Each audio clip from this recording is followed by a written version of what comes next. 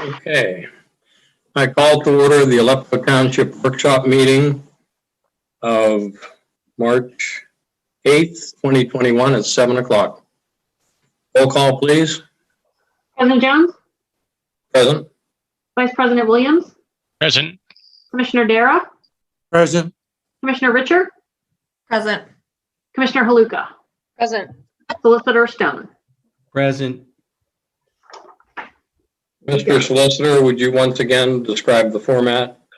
Right. So someday, maybe I won't have to announce this someday in the near future, but for right now, due to the COVID-19 virus disaster emergency management restrictions that have been imposed by the governor, the township will be conducting its meetings in accordance with the applicable provisions of Act 15 until the governor's emergency disaster declaration is lifted.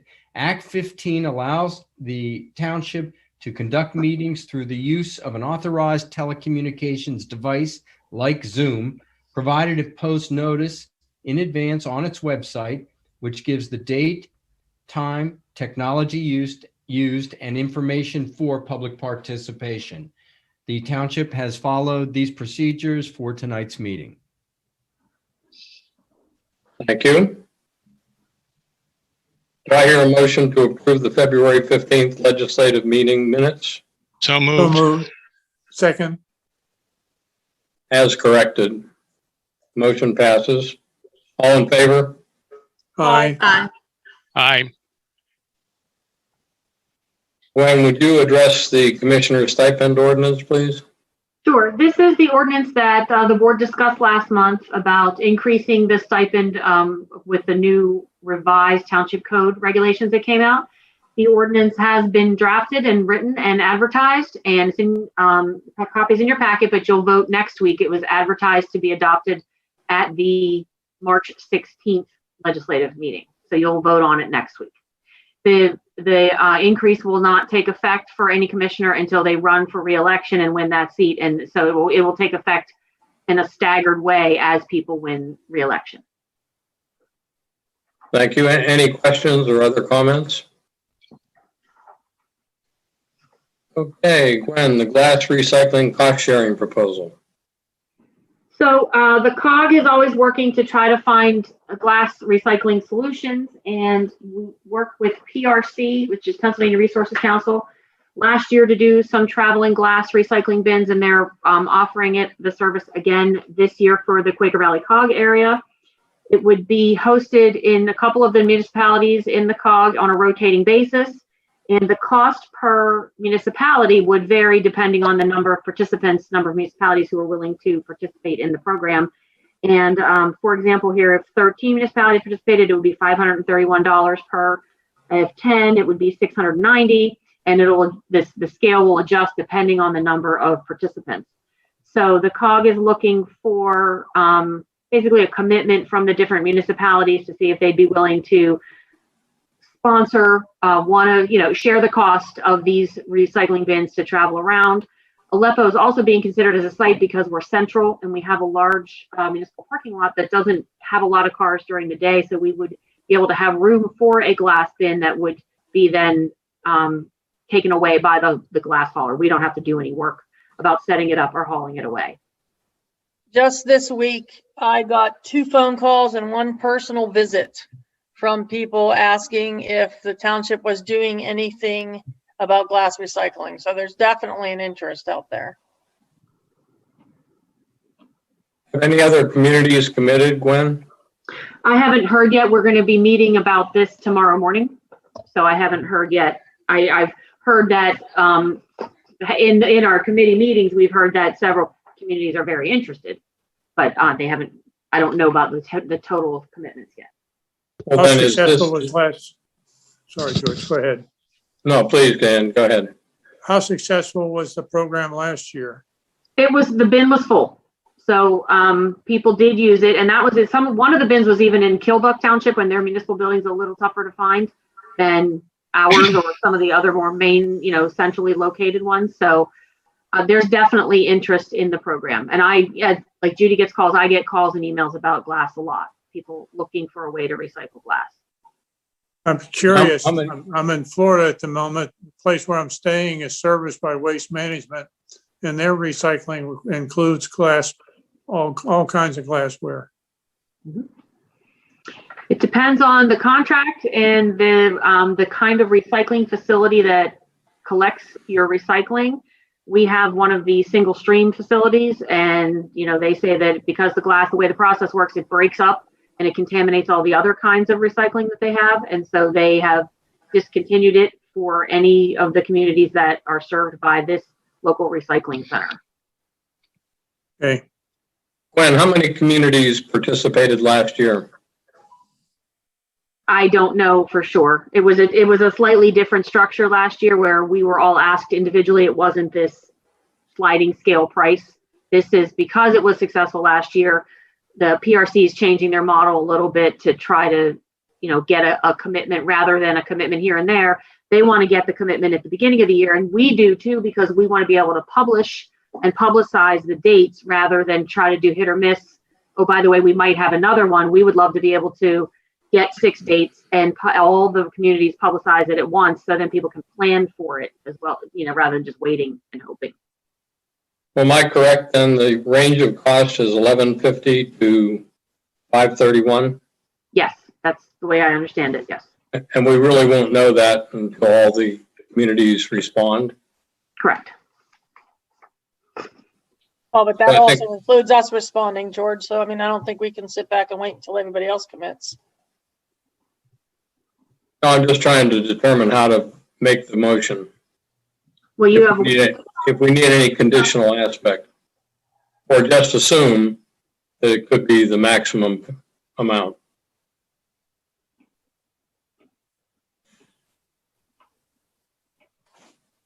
Well, would somebody like to make a motion in regard to this proposal?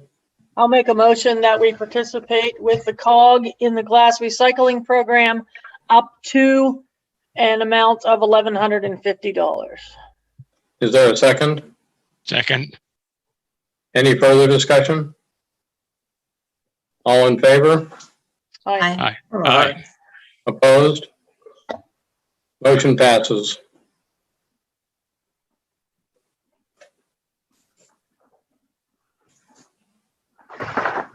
HRG retainer agreement. Harlan, I think this is yours.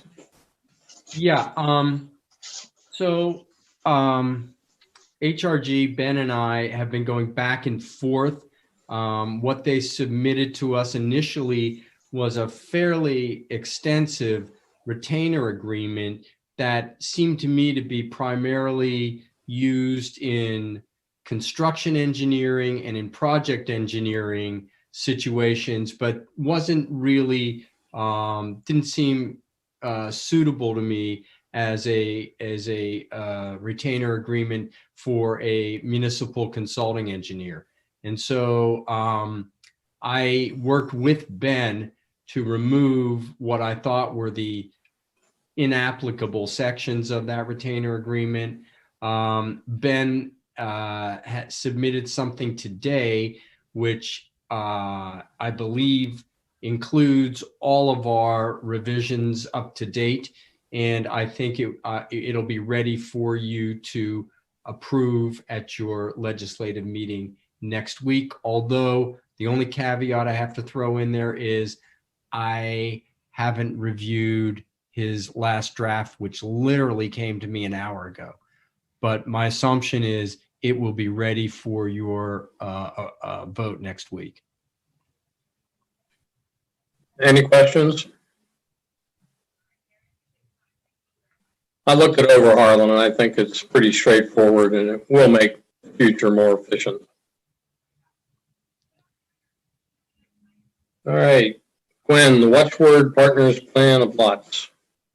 the Planning Commission met last week and reviewed this revised proposal from Watchword Partners to subdivide a lot that is both in Aleppo and Osborne, and then combine the lot, once it's subdivided, combine the Aleppo portion with another narrow lot that is adjacent to it to create, it's not quite a square, but a more square-shaped lot, and it's along Glen Mitchell Road.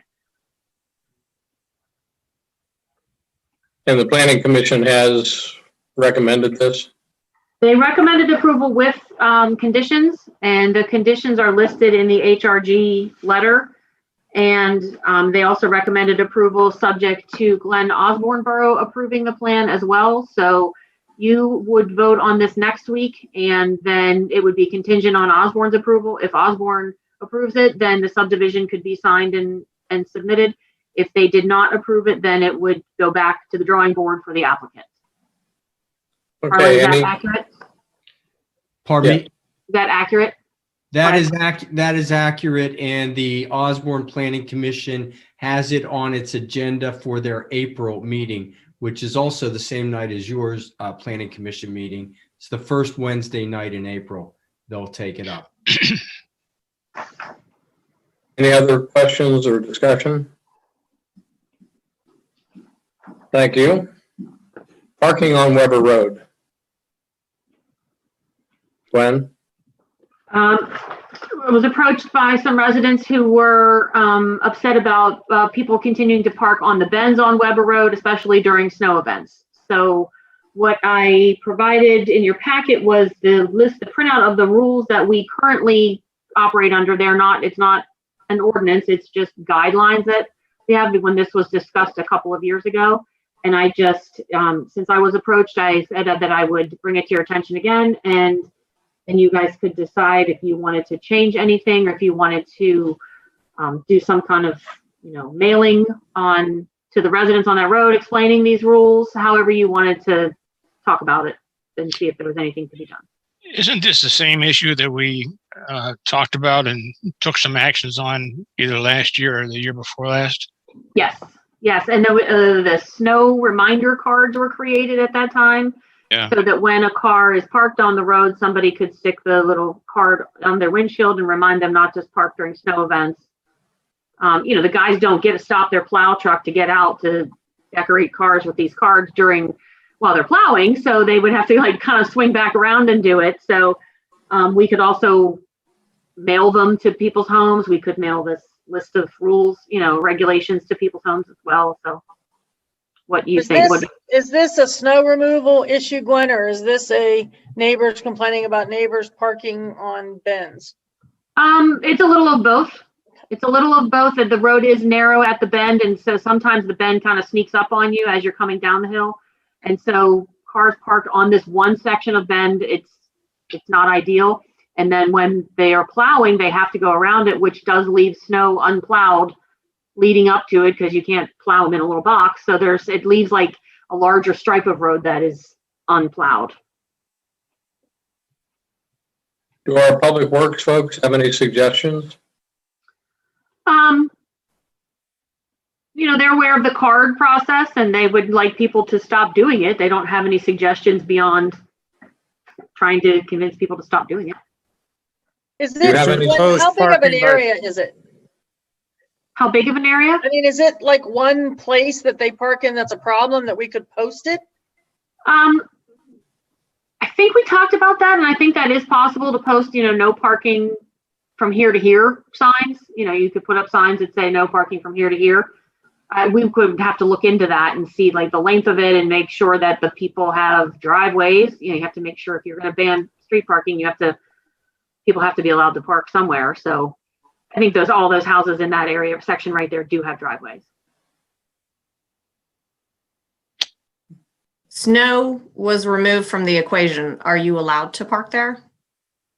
You are. We don't have any ordinances banning street parking. Because I think cars anywhere. Anywhere. Yeah, you're allowed to park on the street here. Because I think the snow issue, reminding someone now, as we're all putting away our winter coats, I don't think is helpful. Or, we would just forget we would have to put on the agenda to do again in November, Yeah. Wait. The parking rules, I didn't remember. I had to refresh my memory on what they said. It does say, and again, these are just guidelines. It specifically says we don't have rules or laws on this, but we're asking everyone to play nice. Is please do not park on the bends on the road. And we understand that sometimes things come up or people forget, but it would be easy for me to write a little letter and stick a copy of this in and just kind of mail it to everyone up and down that section of road where there's a bend, and start there as a way to remind people. Has there been any damages done on that curve to an automobile or anything like that in the last 2 years? Not that I'm not aware of any accidents there, but I haven't asked the police if there's been a report, but I probably Why don't you ask the police for us? Mhm. And because if there has been, then we know to some degree what we really have to address. If there hasn't, then my next question would be, is there a problem? And back to Judy's comment, I think it is a general hazard situation. I think it's more than just in snow plowing. Am I correct, Gwen? More than one person have told me that the road does narrow there, and as you're approaching it, if there's somebody on the bend, it makes it, you're trying to go around that person and you can't always see if somebody's coming at you, so you. Well, I would think that I kind of make the assumption that people are reasonable. So maybe Gwen, if you do a, hey guys, could you maybe not park on the bend kind of letter, that most reasonable people would go, I didn't know that was a problem. I won't park on the bend. And that may solve, that might just solve the problem. It could. I mean, sometimes just people being aware. And why don't you draft a letter? I think that informing people by letter is probably a good start. Okay. And then we can look at, I'm sure that our public works people do have some ideas, so we might query them a bit more detail. Well, certainly during a snow event, they want no cars on the road ever. So if we'll have to ask them about a non-snow event, because during a snow event, they want everybody to just get in their house and wait and put their cars in their garage. So I think we can put that in dark print and capitals in the letter. Mhm. Any other discussion? Lindy gas plan date reapproval. Gwen? this was the plan that was approved, I believe, in November, and they have 90 days to get the plan recorded at the county. And because of their own internal processes of ownership being not local, they missed the deadline. And so what they are asking is to just get a date reapproval. If the plan hasn't changed, it basically gives them another window of time to get the plan recorded at the county. And you have done that in the past for other applications when people just didn't quite get the paperwork done in time. Yeah, we routinely approve these. So this will come to us at the legislative meeting next week. Yes. Harlan, any other comments on this? No, like I said, when, anytime the 90 days expires, rather than make somebody reapply and pay for another fee, we routinely permit them or approve a reapplication. Gwen, is there anybody online or anybody that has communicated with you during the meeting? I have not received anything. I do have the one comment to make for the public that the next week's meeting is a Tuesday evening. So the March legislative meeting is Tuesday, March 16th at 7 p.m. instead of the usual Monday. And so we will be here in this same format, same Zoom, same everything. The agenda will be available on the website, but next week's meeting is Tuesday evening instead of Monday. Okay, any other new business? Then the meeting is adjourned at 7:19.